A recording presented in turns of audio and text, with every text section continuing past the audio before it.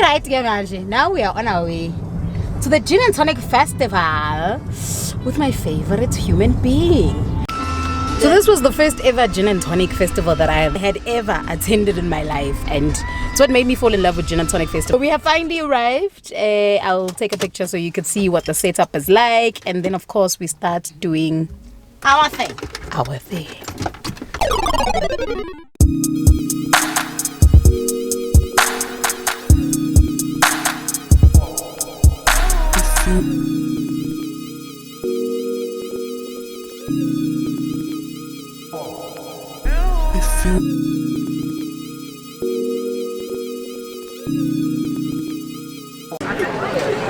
I'll sing that song when you come in.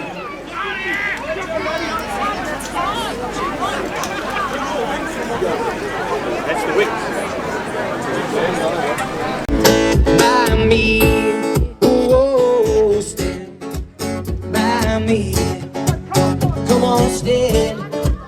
Won't you stand by me? Right, so we are getting our drinks now. We've had our tasters.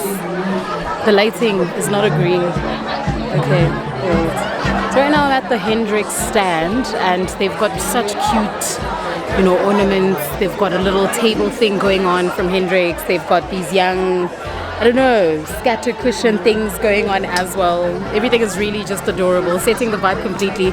I'll show you what's happening on stage as well, show you the person that is performing there, and also take a picture of our food, show you the wide variety of food stalls that they have. If I'm not feeling too shy, then maybe I'll just talk to a couple of people, ask them which other Gin and Tonic festivals they've attended, what they like about this one in particular too, but we'll see. Obviously, after I've had a couple of drinks, I'm going to be a bit more sibindified to do all of the above, so it should be.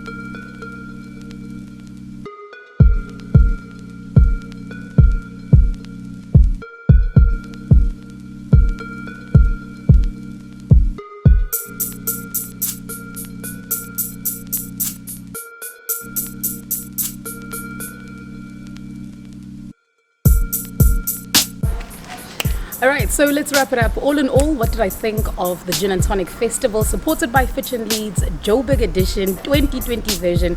We were actually quite lucky to get to experience it, because right now I don't think there's going to be any festivals for the longest time. So anyway, let's talk venue. Let's talk setup. Let's talk budget if you intend on going to the one in Durban or Cape Town a bit later on this year. And let's talk vibes overall. Firstly, the venue was in Muldersdrift. Absolutely loved it. People are always complaining that Muldersdrift is a bit too far, but I honestly love the way in which they utilize the space. It's spacious, so you don't need to ask anybody to move out of your way for you to pass. So I love it. I don't mind driving. It's far, but it's worth it. Secondly, the venue. The really nice thing that they did with the venue this time around is that they had a designated smoking area. Of course, because it's a very large venue. After some time, people just started smoking wherever it is that they were, so it got a bit pointless. But I appreciate the fact that the organizers actually took that into consideration. Ooh, ladies' bathrooms. You'll absolutely love these bathrooms. And I'm not saying toilet, because this one actually had a mirror, a basin, everything that you would need. It felt a bit homely. It's mobile, but it's felt pretty stable, and it looked great too. There were hardly any queues because they had more than enough for everybody, so that was also convenient as well, probably making me want to go back again next year. So this one was my second one, right? Let's talk vibes overall. Hey, the vibes were good, guys, but then again, I had good company. So bottle wise, when we're talking about budget, bottle wise, hey, the bottles were a bit expensive, more expensive than we had prepared for. So the first bottle that we asked about was around 900 rand. The second one was 1,250, if I'm not mistaken, for a bottle that you normally buy for like 250 to 300 rand at a bottle store. So of course we opted for drinking per glass, which was a smarter option because we get to drink different gins from different gin stands. Oh yes, what was exciting about different gin brands, Grenell's had a berry crushing thing where they would just crush berries with your foot. Obviously they put something over your foot and then they use that to make their G&T cocktails. Hendrix had a beautiful stand. I did one of my videos at one of their stands, and they also had a really nice setup, a giant saucer and cup that you could get into and take pictures from. I'll include a picture of that. Who else? Let me see. There was Grenell's, there was Crux and Bombay. Bombay had a Studio Creativity stand. So they had a little canvas with a stenciled out bottle of Bombay, and then you could decorate it however you wished. I also included a picture of that in the beginning of the vlog. So yeah, check that out. It was very nice. The entertainment was pretty decent. The entertainment was pretty alright. So I enjoyed the entertainment. We got there a bit late at around 4ish. The event starts at 12 if I'm not mistaken, but I was working on that day, so we got there at 12, ended at 7.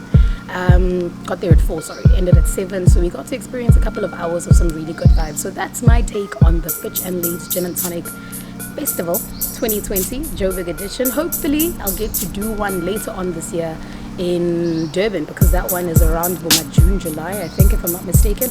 But yeah, we'll see how it goes. Don't forget to like and subscribe for more of the things that I get up to, vlogs of events, try on hauls where we try dress plus size girls, and just great vibes overall. But yeah, like, subscribe, and tell your friends to watch. To watch?